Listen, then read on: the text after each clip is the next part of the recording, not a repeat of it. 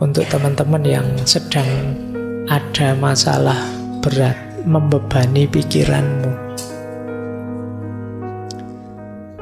Apa Pak yang harus saya lakukan, Pak? Yang tadi sudah saya jelaskan, itu yang terakhir. Yang di situ saya tulis leap of faith, kembali pada agama. Yang sebelumnya ini mungkin petunjuk yang lebih praktis. Jadi ini strategi, kalau di psikologi namanya strategi coping. Kalau teman-teman ada masalah yang membebani pikiranmu, sulit sekali dicari solusinya, ada beberapa strategi. Yang pertama, isolation. Isolation ini agak sulit, tapi kalau bisa alhamdulillah. Buang perasaan-perasaan destruktif, pikiran-pikiran negatif. Jadi sudahlah, singkirkan saja. Entah gimana caranya kalau bisa. Namanya isolation. Jalan pertama. Jalan kedua, kalau masih sulit, anchoring. Jangkar. Maksudnya apa? Dedikasikan hal tertentu, nilai tertentu yang melampaui problem atau beban pikiranmu tadi, yang prioritasnya lebih tinggi. Misalnya kalian mikir tentang kuliah yang tidak selesai-selesai. Anchoring itu, kuliah kan nanti bisa diulang, nanti bisa dilanjut lagi. Tapi misalnya kesehatan orang tua jauh lebih penting, jadi saya tunda kuliah untuk ini. Namanya anchoring. Ada yang lebih penting yang kamu utamakan. Saya kok sibuk di sini sih, padahal ada yang lebih penting. Saya kok stres mikir ini, padahal dalam hidup ini banyak yang lebih penting. Nah, itu jadi mendedikasikan hal-hal tertentu yang bisa menghadirkan rasa nyaman. Ternyata banyak orang-orang terlantar yang perlu dibantu. Sudahlah, masalah saya tidak berarti saya tak bantu orang-orang itu. Ini namanya anchoring. Jadi ada nilai lebih tinggi yang ingin kamu hidupkan dibandingkan problemmu. Itu kalau bisa. Kalau masih sulit, boleh distraction. Alihkan perhatian. Jangan mikir itu terus. Kalau memang tidak ada solusinya. Kalian boleh kejar hobimu. Atau saya biasanya nonton drakor ya Pak. Iya wis nonton drakor.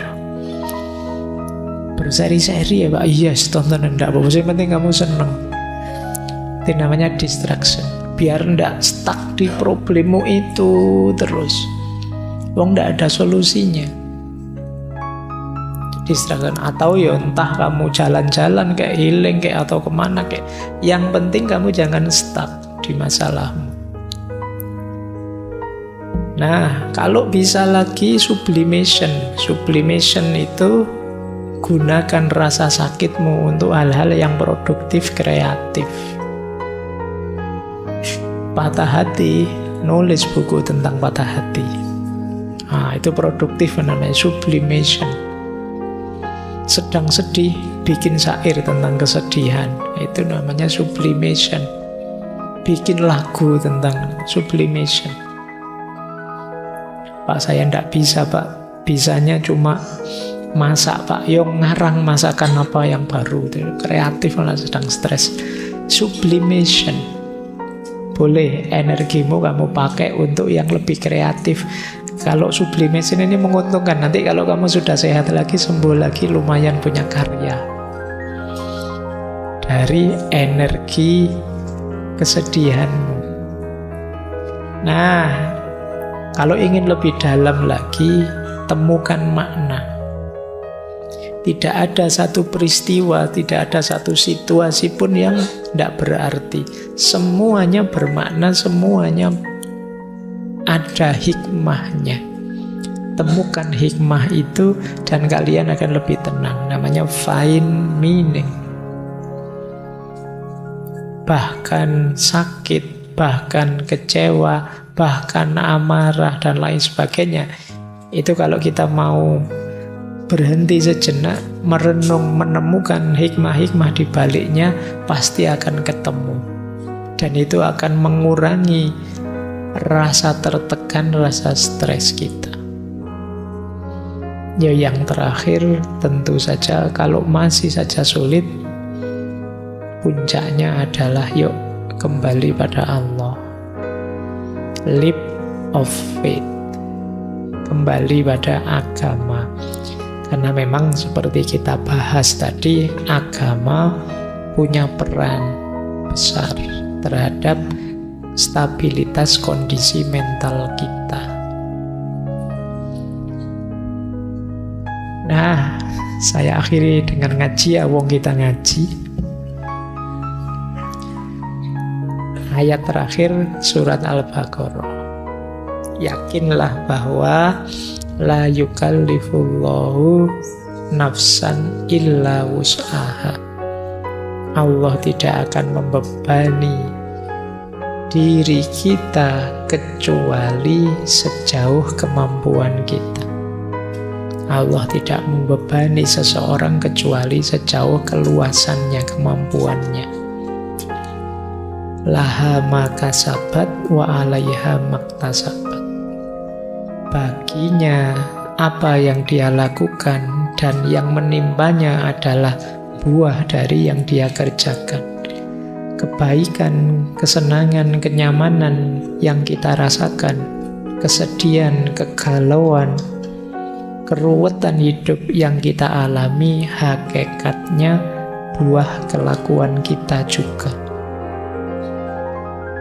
Tapi tidak usah khawatir, beban hidup kita tidak akan melampaui daya tahan kita.